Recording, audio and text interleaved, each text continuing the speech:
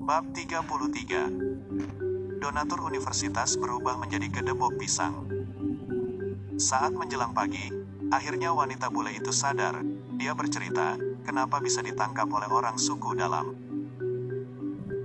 Wanita bule itu berasal dari Jerman. Dia datang ke pulau ini untuk liburan bersama keluarga. Namun saat dia menikmati pemandangan di sekitar penginapan, dia melihat ada sebuah istana megah di belakang penginapan tersebut. Kemudian dia mendekati ke istana itu. Namun saat dia mulai mendekat ke istana itu, tiba-tiba istana itu menghilang dan berubah menjadi pohon besar. Dan saat itulah dia baru tersadar kalau dia berada di hutan. Namun setelah sekian lama mencari jalan untuk kembali, dia tidak menemukannya. Setelah berputar-putar sekian lama, akhirnya dia menemukan pemukiman warga. Namun saat hatinya gembira karena telah menemukan seseorang, dia justru ditangkap dan diikat. Mereka tidak lain adalah warga suku dalam tempat kakek Alex berada. Sanjaya segera membonceng wanita bule itu dengan motornya. Setelah 1 jam perjalanan akhirnya dia keluar dari hutan. Lalu mengantarkan bule itu ke kantor polisi, agar bule itu dipertemukan kembali dengan keluarganya. Sanjaya tidak berlama-lama di kantor polisi, dia segera pergi untuk melanjutkan perjalanannya. Karena dia tidak hafal jalan, dia segera mencari tempat yang tidak terlihat oleh siapapun, lalu memasukkan motornya kembali ke ruang cincin. Kemudian menemukan taksi agar diantarkan ke bandara. Tak butuh waktu lama, akhirnya Sanjaya mendapat pesawat penerbangan ke Surabaya. Waktu terus berlalu, kini Sanjaya yang sudah berada di rumahnya, terus fokus ke latihannya, sebab masih banyak hal yang harus dikerjakan. Sanjaya terus melatih ajian beledek ngampar agar bisa dikendalikan penuh, baik dari ukuran maupun suhu api. Sebab dia hendak menggunakan api itu untuk mengekstrak tumbuhan spiritual. Di saat melatih ilmu-ilmu yang dia miliki, Sanjaya menyadari bahwa bunga tunjung biru miliknya sepertinya berhenti tumbuh. Setelah ia selidiki, penyebabnya adalah energi spiritual di ruang cincin menipis, dan hanya mampu membuat bunga itu bertahan hidup. Sanjaya akhirnya punya ide, namun tidak tahu apakah itu akan berhasil atau tidak. Dia meletakkan 1 butir berlian ke setiap tangkai bunga. Semoga bunga itu cepat mekar, dan bisa segera diekstraksi. Itulah harapan besar Sanjaya. Tak terasa 1 bulan telah berlalu setelah kejadian di suku dalam. Sanjaya bin Hadikusumo. Suara dekan memanggil nama Sanjaya. Tepatnya hari ini adalah hari di mana Sanjaya menjalani prosesi wisuda. Sanjaya memang tidak mendapat prestasi yang bagus, sebab dia jarang masuk kuliah. Namun setidaknya dia bisa menyelesaikan harapan ayahnya.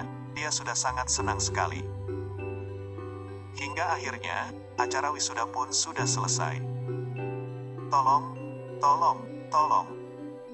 Tiba-tiba ada salah satu mahasiswi menjerit minta tolong. Ada apa? Ada apa?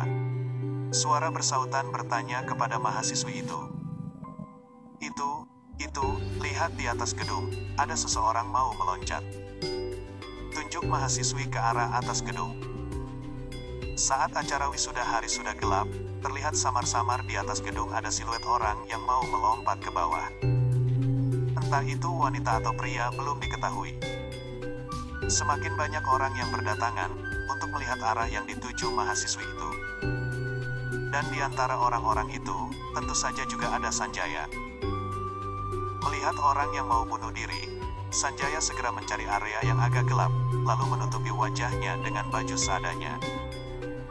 Kemudian dia segera mengaktifkan ilmu saibi angin, lalu meloncat ke atas pohon, lalu meloncat lagi ke atas gedung. Namun karena gedungnya terlalu tinggi, Sanjaya merayap ke tembok gedung yang agak gelap, kemudian dia meloncat dari jendela satu ke jendela lain. Tak butuh waktu yang lama, akhirnya Sanjaya sampai ke atas gedung. Kemudian dia segera menarik orang yang mau meloncat dan memegangnya. Baru akhirnya Sanjaya tahu bahwa orang itu adalah seorang wanita. Namun yang membuat Sanjaya bingung, mahasiswi itu tatapannya kosong. Apa yang dia lakukan sepertinya tidak berada dalam kesadarannya. Sanjaya segera mengaktifkan mata batinnya, barulah terlihat bahwa mahasiswi itu diselimuti energi hitam. Energi hitam itu sepertinya adalah energi kutukan. Setelah diperhatikan, pusat dari energi hitam berada di pundak mahasiswi itu. Tanpa basa-basi, Sanjaya segera mengedarkan tenaga dalamnya untuk mengeluarkan energi kutukan itu. Awalnya Sanjaya hanya mengedarkan 50% tenaga dalamnya, namun energi itu cukup kuat sehingga tidak berhasil. Akhirnya Sanjaya mengedarkan 100% tenaga dalamnya, lalu diarahkan ke pundak mahasiswi itu. Wush! Energi hitam akhirnya keluar. Setelah dia mati, bahwa energi itu terbang ke arah gedung milik donatur universitas. Tentu saja hal itu mudah dipahami bagi Sanjaya, yang artinya donatur universitas adalah dalang di balik ini semua. Sanjaya meletakkan mahasiswi yang tidak sadarkan diri, lalu segera meloncat menggunakan ilmu saipi angin untuk mengejar energi hitam. Melihat orang yang mau jatuh dari gedung ditarik oleh seseorang, akhirnya beberapa mahasiswa naik ke atas gedung untuk mengecek keadaan. Namun mereka tidak menemukan siapa-siapa, selain mahasiswi yang tidak sadarkan diri. Sanjaya mengikuti energi hitam yang masuk lewat jendela ke gedung milik donatur universitas. Sanjaya hanya mengintip lewat jendela, tiba-tiba duar! Beberapa sesajen dan alat ritual hancur meledak. Di dekat perlengkapan ritual, terlihat di pandangan Sanjaya ada sosok pria umur 70-an tahun yang terjengkang. Dia tidak lain adalah donatur universitas. Kampret, tumbal keduaku gagal. Gerutu donatur universitas. Mahasiswi yang hendak bunuh diri itu, selain dia kuliah, dia juga bekerja di gedung milik donatur universitas. Beberapa hari yang lalu, dia diberi uang oleh donatur dengan alasan karena telah bekerja dengan sangat baik, sehingga mendapat bonus. Namun, uang itu telah diberi mantra kutukan. Jika dimanfaatkan, uang itu akan menjadi kutukan untuk tumbal. Sehingga terjadilah kejadian mahasiswi yang hendak bunuh diri.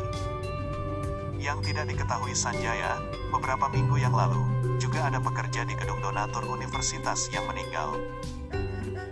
Yang disebabkan karena terpeleset lalu jatuh dari tangga, naasnya dia jatuh di atas potongan-potongan kaca, sehingga ada kaca yang menancap tepat di kepalanya. Mendengar kerutuan donatur universitas, Sanjaya akhirnya tahu bahwa donatur universitas juga seorang penyembah setan yang menumbalkan seseorang untuk keperluannya. Karena Sanjaya tahu apa yang terjadi, dia punya panggilan hati untuk menghentikan ini semua. Sanjaya segera memecahkan kaca jendela, lalu meloncat masuk ke tempat donatur universitas berada. "Siapa kamu?" ucap donatur universitas dengan kaget. Sebab dia melihat seseorang masuk dan memergoki apa yang dia lakukan. "Saya adalah orang yang mengirim putramu berkelana di dunia lain," jawab Sanjaya dengan santai. "Jadi itu kamu?" ucap donatur sambil mundur beberapa langkah. Donatur terus mundur sambil komat kamit membaca mantra untuk memanggil Raja Buto Ijo. Namun karena dia hanya baru mendapat satu tumbal, Raja Buto Ijo tidak mau datang. Namun, ada dua sosok Buto Ijo yang datang. Kedua sosok itu adalah anak buah Raja Buto Ijo, yang diajak donatur universitas untuk melakukan perjanjian pesugihan. "Anak muda, kamu cukup berani datang kemari," ucap salah satu Buto Ijo sambil meneteskan air liur. Sanjaya tidak menanggapi perkataan Buto Ijo, tapi dia segera memegang lengan kirinya. Keluar. Tiba-tiba keris Garuda Bayangkara berada di genggamannya. Tanpa basa-basi, dia segera mengalirkan tenaga dalamnya ke dalam keris. Weng! Keris Garuda Bayangkara menyala berwarna putih. Kemudian Sanjaya menebaskan keris ke arah Buto Ijo. Wush! Buto Ijo yang sempat bertanya kepada Sanjaya, kini terbelah menjadi dua dari pinggang. "Ampun, ampun, ampun Paduka," ucap Buto Ijo yang masih hidup sambil bersujud. Melihat itu, Sanjaya yang hendak menebaskan kerisnya sekali lagi, segera mengurungkan niatnya. "Tutup mulutmu, saya tidak mau menjadi paduka dari makhluk sepertimu," ucap Sanjaya dengan tegas. Buto Ijo itu terdiam, dan hanya bisa bersujud sambil ketakutan. Saya hanya ingin bangsamu menghentikan kejahatan yang telah kalian lakukan, ucap Sanjaya. Baik Tuan, saya akan menghentikan ini semua, tapi orang ini telah melakukan perjanjian dengan kami, sehingga saya harus membawanya, jawab Buto Ijo, sambil menunjuk ke arah donatur universitas. Jangan, saya mohon tolong saya, ucap donatur universitas kepada Sanjaya sambil ketakutan. Jika kamu mau membawa orang itu urusanmu. Yang jelas jika besok kalian masih ada di sini, saya akan memusnahkan kalian semua, jawab Sanjaya yang tidak mau direpotkan dengan permintaan donatur universitas. Bagi Sanjaya, dia tidak mau tahu apa yang terjadi. Yang penting angkara murka yang dilakukan donatur universitas segera musnah dari muka bumi. Tak lama setelah Sanjaya mengucapkan itu, Buto Ijo segera menarik donatur universitas ke cengkeramannya. Lalu terbang entah kemana, tapi anehnya di tempat itu masih ada donatur universitas. Namun setelah diperhatikan dengan jelas oleh Sanjaya dengan mata batinnya, bahwa donatur universitas itu hanyalah sebatang gedebong pisang. Namun di mata jasmani itu tetap donatur universitas. Di saat itu pula Sanjaya tersenyum gembira, mungkin karena telah menghilangkan kejahatan tingkat tinggi sekali lagi. Mata batin Sanjaya semakin tajam dari sebelumnya. Bahkan jiwanya sekarang samar-samar mengeluarkan sinar putih, setelah mencari-cari dari ingatan warisan yang dia peroleh. Sinar putih itu disebut energi kebenaran, atau juga disebut energi suci. Dan energi suci adalah energi yang paling ditakuti bagi energi jahat. Sanjaya lekas pergi dari gedung donatur universitas, lalu membaur dengan kerumunan mahasiswa. Maaf teman-teman, untuk kisah Sanjaya akan berhenti di sini dulu, sebab adanya kesibukan di dunia nyata. Terima kasih untuk yang selalu hadir di kisah ini.